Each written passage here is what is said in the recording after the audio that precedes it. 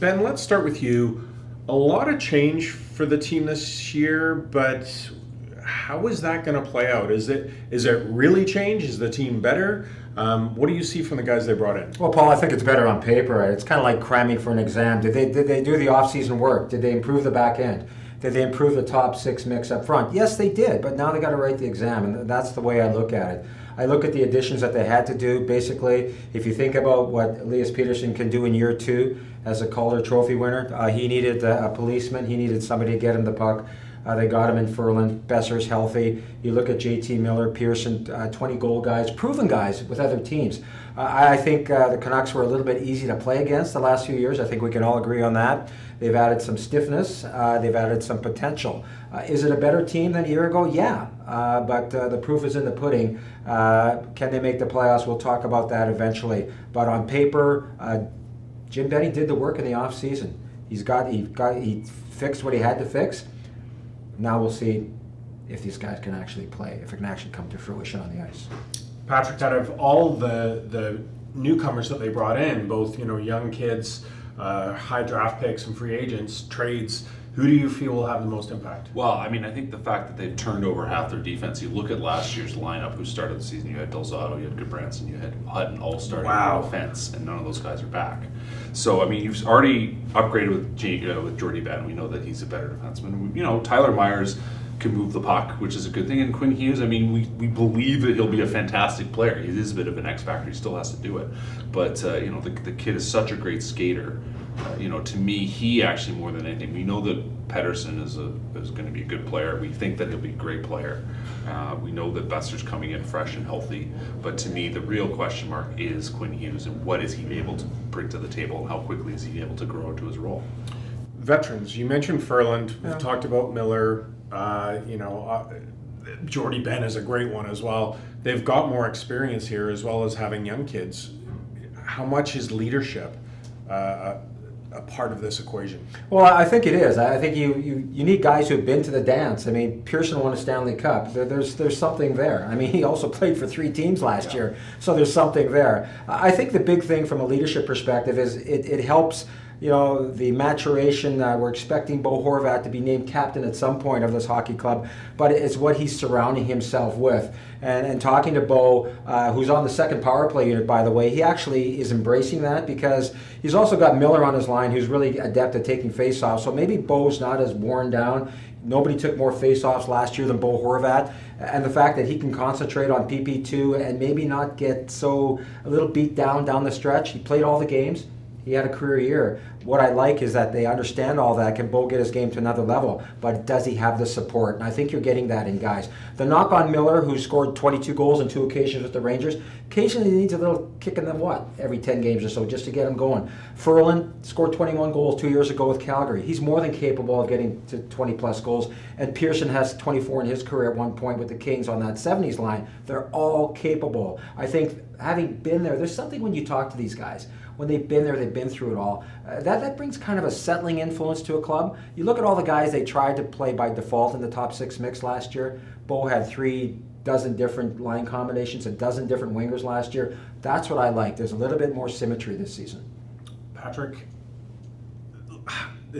I love Canuck fans. We hear from them all the time. If you follow on Twitter, Canucks Twitter as they call it, different experience. You don't just add a player these days. You have to take into account their cap hit, and that's with good reason. We've seen the machinations going on now with the waiver wire and players that they can and can't bring in because of the money they've spent in certain areas. Tyler Myers, you would look at a guy coming in like that would be a glittering addition, and any team would be happy to have him. But because of the money they had to spend to get him, not a lot of people are happy about him. Considering what you've seen so far, how do you think his season's going to go? I think it's good.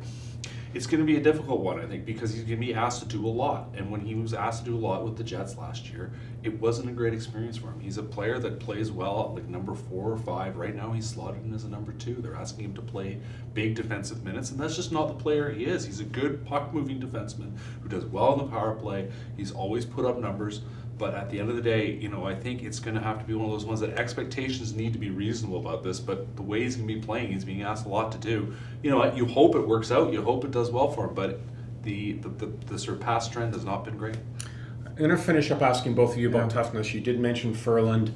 If there's been a criticism of this team, frankly, right down to preseason, when you look at the hit on Besser, it's been a willingness to answer back, to stand up for yourselves, to not have the skill players have those liberties taken. Do they have it? You hope so. I think one guy who's kind of flying under the radar in that aspect is Jordy Ben, who's more than willing to stick his nose in there. When I talked to him about coming home basically on the 2-year contract, the Habs wanted to bring him back. They loved what he brought to the table.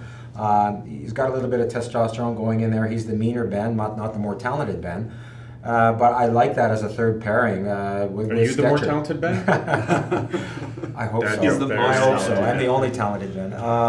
But I like that. I like that about him. And Furlan comes as advertised. I mean, you talk to Pedersen about Furlan, he gets this big smile on his face because he knows he's got a guy there who comes with a reputation. Furlan fought 6 times last year and went 6-0.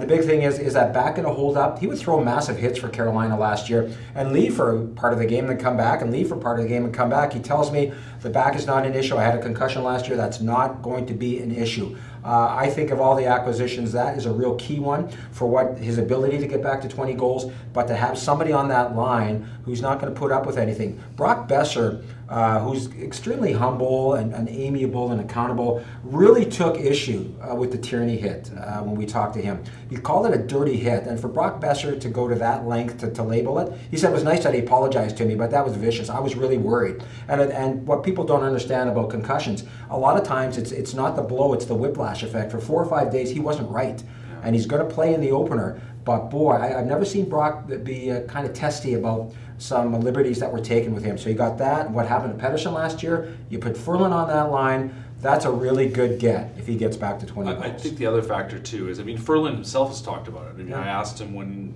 he first came in, I was, can you be the same guy that you were that everyone remembers? And he goes, no, you can't. You can't sustain that over. You have to be realistic. You just can't keep doing that. You're gonna, but he's gonna push the edge as much as he can. I think the other thing about Besser and Pedersen, and Pedersen has also talked about, you actually have to think a little more carefully about what the guys around you are doing. That doesn't mean you change your game. You just have to be aware that some idiot may come at you and clean you out on the boards when you're not expecting it. And I think that's something to watch too, because you have to sort of be a bit more sort of aware of what's happening around you. It's not just having a tough guy in your line, but it's also responding to the fact that there are goofballs on the ice trying to do And stuff. remember with Furlan too, I think 17 of his 24 assists were primary assists. I mean, he's not just a goon. He's He there can to play the play, game. yeah. Like he's great in the corners. Yeah. He's a low down low in front of the net, but he can actually make plays. You add that element to that line, and it should take off. Both those guys, great. Both him and Miller, great additions. The bottom end still kind of looks the same, and that's where I think. All right. Thanks, gents. It's now looking forward to them dropping the puck for real. We'll bring you these guys inside throughout the season.